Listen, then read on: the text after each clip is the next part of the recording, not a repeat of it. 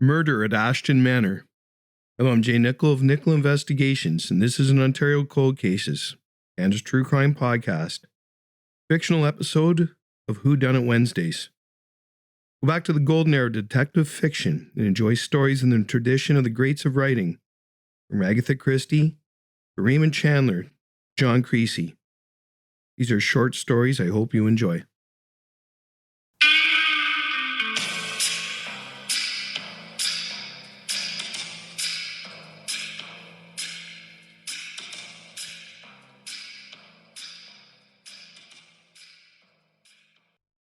It was a wild Halloween night when Lord Peter Wimsey found himself stranded at Ashton Manor, a sprawling estate that crouched atop a windswept hill, its turrets looming against a sky that flashed with lightning.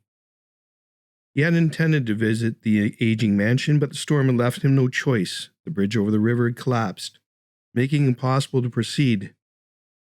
With characteristic nonchalance, he had presented himself at the grand oak doors and been welcomed in, though not without a few wary glances from the household staff. The manor was an imposing Gothic affair, with winding corridors and rooms that seemed to swallow sound. Inside, the air was damp with the scent of old books and cold stone, and the shadows flickered unsettlingly as the wind moaned outside. Lord Peter, ever alert to his surroundings, took it all in with mild amusement. He faced more dire circumstances in his day, after all. The host of Ashton Manor, Sir Henry Tressilian, was a tall, gaunt man with thinning silver hair and an aristocratic stoop. He greeted Lord Peter with a cool, distant courtesy, though there was something about the way his fingers twitched nervously that suggested not all was well in the household. As they gathered in the drawing room after dinner, the storm lashed the windows with a ferocity that rattled the glass. The assembled company was a curious mix. Sir Henry's younger wife, the elegant but brittle Lady Emily, her half-sister Claire, a dark-eyed woman with a sharp wit and sharper tongue, and Dr. Willoughby, a somber man who had the air of one who knew more than he was willing to share. The atmosphere was tense. Claire and Lady Emily had exchanged barbed remarks throughout dinner, and Sir Henry had fallen into a brooding silence as the evening wore on. Even the servants moved about with a certain furtiveness, their eyes averted, though they were privy to some unspoken dread.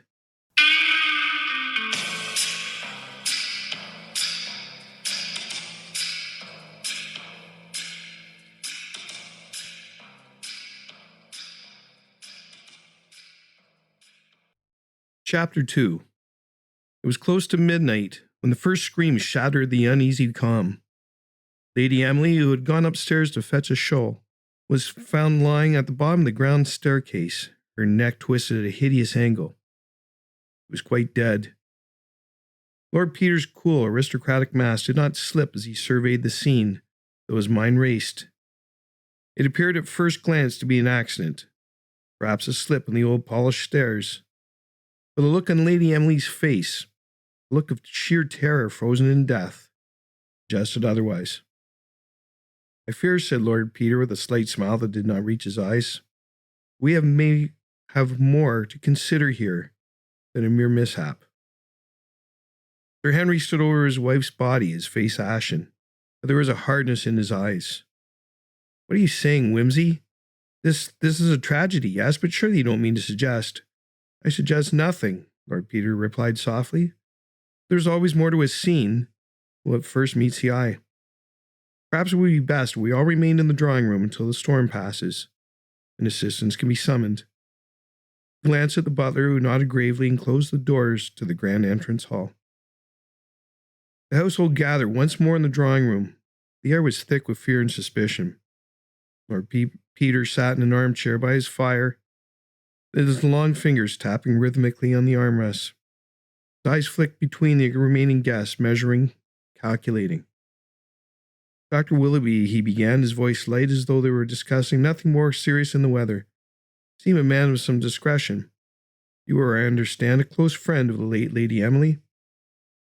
Willoughby hesitated, his hand clenching around the arm of the chair.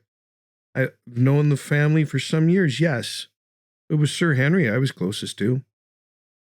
And yet I couldn't help but notice that Lady Emily seemed—" agitated, shall we say, this evening, as though something weighed heavily on her mind. Before Willoughby could respond, Claire spoke up, her voice low and sardonic. Come now, Wimsey. Let's not pretend we don't all know what was going on in this house. Lady Emily was terrified of her husband, wasn't she, Doctor? Sir Henry turned on Claire with a look of fury. Lord Peter raised a hand. Let's not jump to conclusions, Lady Claire. The truth, I find, is often much more interesting when approached delicately. The night wore on, the storm continuing its ferocious assault on the manor. Lord Peter moved through the house, piecing together the fragments of conversations, hints of tension, the barely concealed secrets. By dawn, he had drawn his conclusions, but he kept them to himself until the body of the unfortunate Lady Emily had been properly attended to.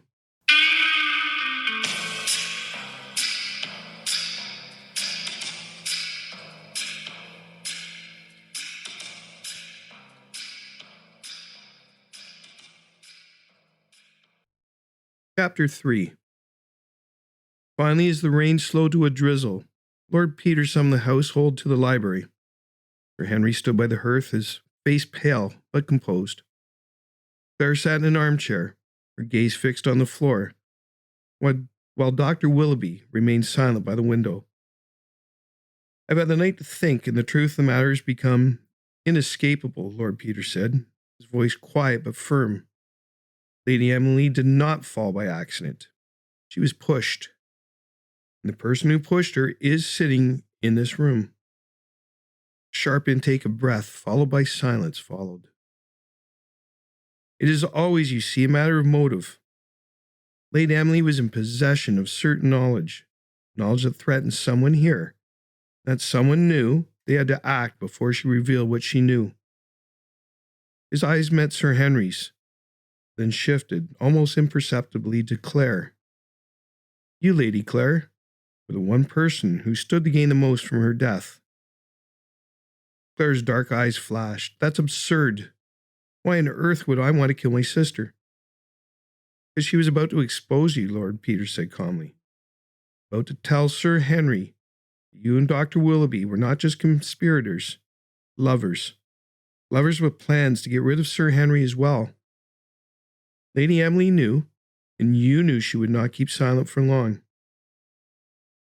There was a moment of stunned silence before Claire's face twisted with fury. You can't prove that. Lord Peter smiled faintly.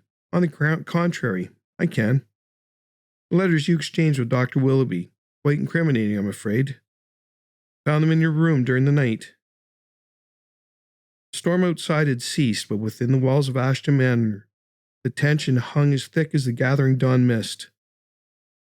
The truth had come to light as it always did, though the cost had been steep. Lord Peter, ever the gentleman, merely adjusted his tie, prepared for his next case.